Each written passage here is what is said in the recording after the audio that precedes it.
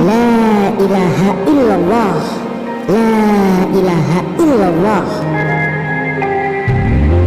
Kalimat zikir ini bergema berulang-ulang, namun mereka tidak tahu di mana asal suara zikir itu. Dan suara zikir itu masih didengar para warga selama 7 hari setelah pembantaian FDR PKI terhadap ulama dan santri di Desa Soco, Kecamatan Bogem, Magetan, Jawa Timur. Rupanya gema suara zikir itu berasal dari kuburan yang masih belum tahu tempat pastinya. Menurut berbagai saksi, kala terjadi pembantaian itu, 200 orang termasuk Kiai Sulaiman dikubur hidup-hidup dan dihujani bebatuan dan batu kapur. Kejadian tragis itu terjadi pada tahun 1948, yang mana berbagai kejadian kejam ini didalangi oleh suatu kelompok yang ingin mendirikan sebuah negara Republik Indonesia Soviet. Mereka adalah PKI pimpinan Musso yang bernaung di bawah kelompok FDR atau Front Demokrasi Rakyat yang dipimpin oleh Amir Syarifuddin, mantan Perdana Menteri sekaligus Menteri Pertahanan yang sakit hati terhadap pemerintahan Soekarno-Hatta. Dalam pendirian negara Republik Indonesia Soviet ini, FDR PKI kerap menjarah, membunuh, hingga membantai ulama dan santri, termasuk terhadap Kiai Sulaiman dan 200 orang lainnya. Lantas, bagaimana kisah pembantaian 200 orang termasuk Kiai Sulaiman yang dilakukan oleh FDR PKI di Magetan?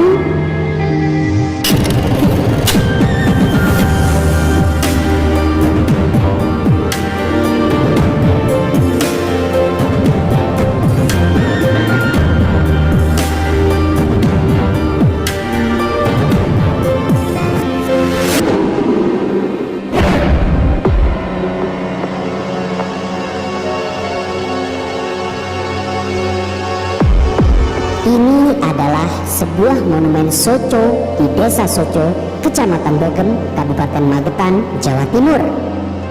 Dalam monumen itu tertulis sejumlah nama para syuhada akibat kekejaman FDR PKI. Monumen ini mengisahkan kekejaman FDR PKI yang kala itu para ulama, pedagang, hingga aparat desa digiring ke pabrik gula Rejosari Goranggareng, Magetan, Jawa Timur. Mereka dikumpulkan di sebuah loji, sebuah gedung besar tempat para menir atau mandor Belanda pabrik gula. Ketika mereka sudah dikumpulkan, mereka memberondong senapan mesin hingga tewas semuanya. Sisanya sebanyak 200 orang yang terdiri dari kiai dan santri termasuk Kiai Sulaiman digiring dengan dinaikkan gerbong kereta pengangkut tebu. Mereka dikumpulkan jadi satu hingga penuh sesak. Mereka dibawa ke sumur tua di Desa Soco, Kecamatan Bogem, Kabupaten Magetan. Tidak langsung dibunuh, namun di sana mereka dikubur hidup-hidup. Sangat kejam. Memang itulah kelakuan orang-orang PKI kala itu.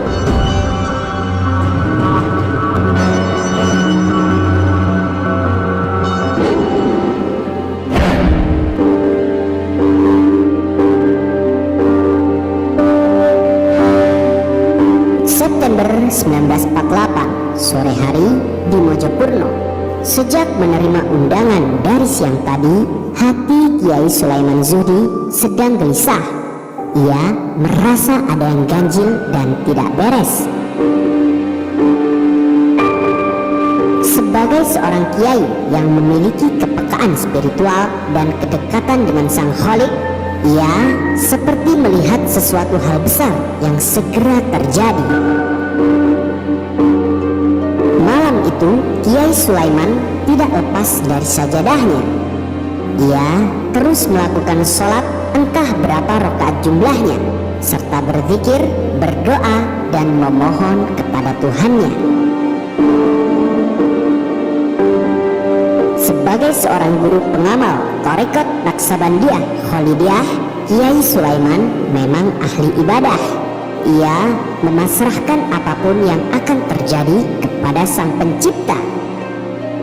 Lelaku zikir dan mendekatkan diri kepada Allah yang merupakan rangkaian dari apa yang disebut kalangan sufi sebagai riyadhah itu sudah menjadi kebiasaan.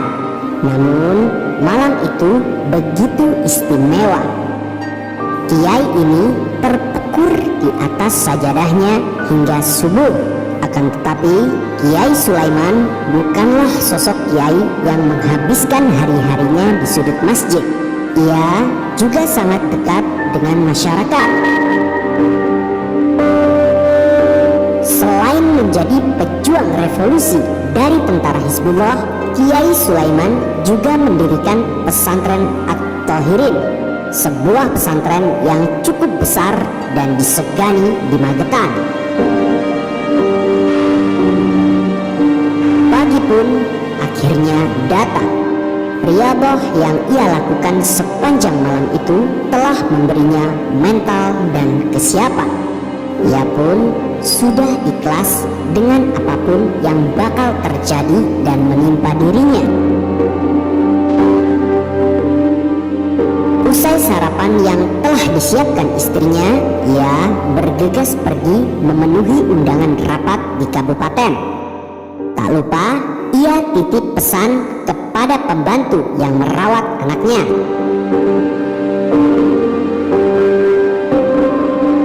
Waktu terus berputar. Tidak lama kemudian, akhirnya Kiai Sulaiman sampai di tempat tujuan. Beberapa orang PKI telah menyambutnya dengan sepasukan tentara FDR.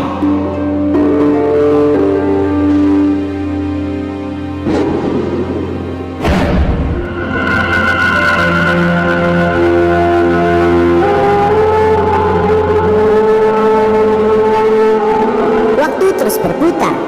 Akhirnya Kiai Sulaiman sampai di tempat tujuan.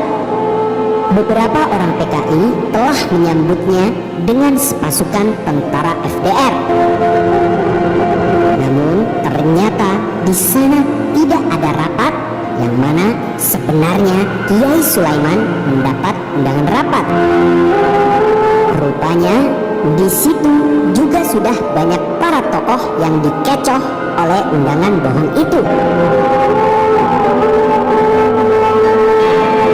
Setelah semuanya sudah terkumpul bersama ratusan tokoh dan para santri dari berbagai daerah lainnya, mereka digiring ke pabrik gula Gorang Gareng oleh orang-orang PKI yang memakai ikat di kepala mereka. Para tamu undangan itu kemudian dikumpulkan di loji atau gedung di pabrik itu. Namun hal yang tidak terduga oleh Kiai Sulaiman ternyata memang terjadi. Allahu Akbar, teriak Kiai Sulaiman. Ternyata ratusan orang dengan tanpa busana yang sudah dikumpulkan di loji itu diberondong senapan mesin. Rupanya orang-orang yang ada di situ sebelum dihabisi ditelanjangi terlebih dahulu. Masih ada rombongan lain di situ yang sudah dikumpulkan. Kiai Sulaiman termasuk di dalamnya bersama 200 orang lainnya. Mereka tidak dihabisi dalam loji itu, tetapi dimasukkan dalam satu gerbong Kertapati.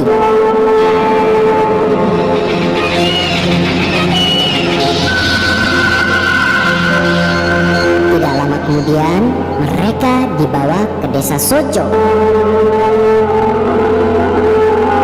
Setibanya di Soco, mereka diseret ke sebuah sumur tua. Tidak lama setelah diseret, mereka dilempar ke dalam sumur hingga dikubur hidup-hidup.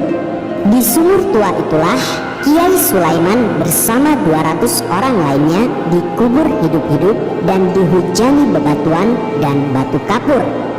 Namun kiai ini tidak langsung mati.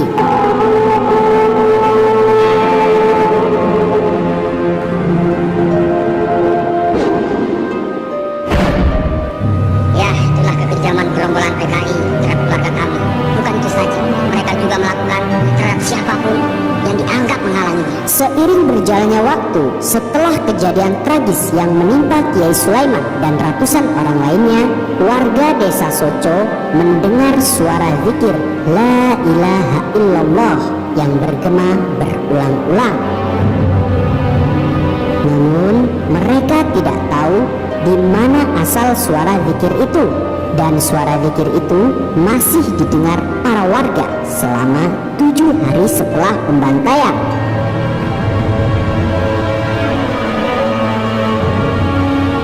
Berhari-hari keluarga besar pesantren di Mojopurno mencari Kiai Sulaiman.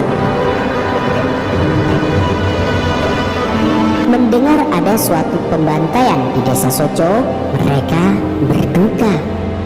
Lebih sedih lagi manakala kiai mereka belum juga ditemukan. Masyarakat dan para santri terus mencari meskipun Kiai Sulaiman dan beberapa ulama dan santri belum ditemukan. Lokasi pembantaian itu memang sangat dirahasiakan oleh FDR maupun PKI. Namun mungkin Tuhan memberikan jawaban dengan cara yang tidak terduga. Tidak lama kemudian, lokasi pembantaian itu akhirnya diketahui 100 hari kemudian. Mulanya ada seorang anggota FDR yang kesurupan dan mengigau bahwa ia ikut melakukan pembantaian di Sumur Soco. Anggota PKI yang mengigau ini akhirnya diinterogasi dan menunjukkan di mana lokasi pembantaian itu berada. Setelah mendengar berita penemuan lokasi pembantaian, masyarakat dan keluarga korban pun berbondong-bondong menuju lokasi yang telah ditemukan. Mereka geram, marah, dan sedih.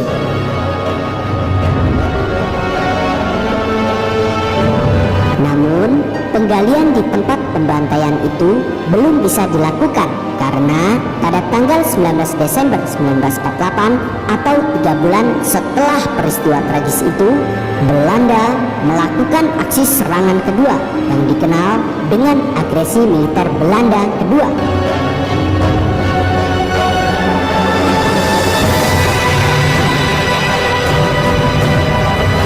Akhirnya penggalian Sumur Soco baru dilakukan pada awal tahun 1950-an.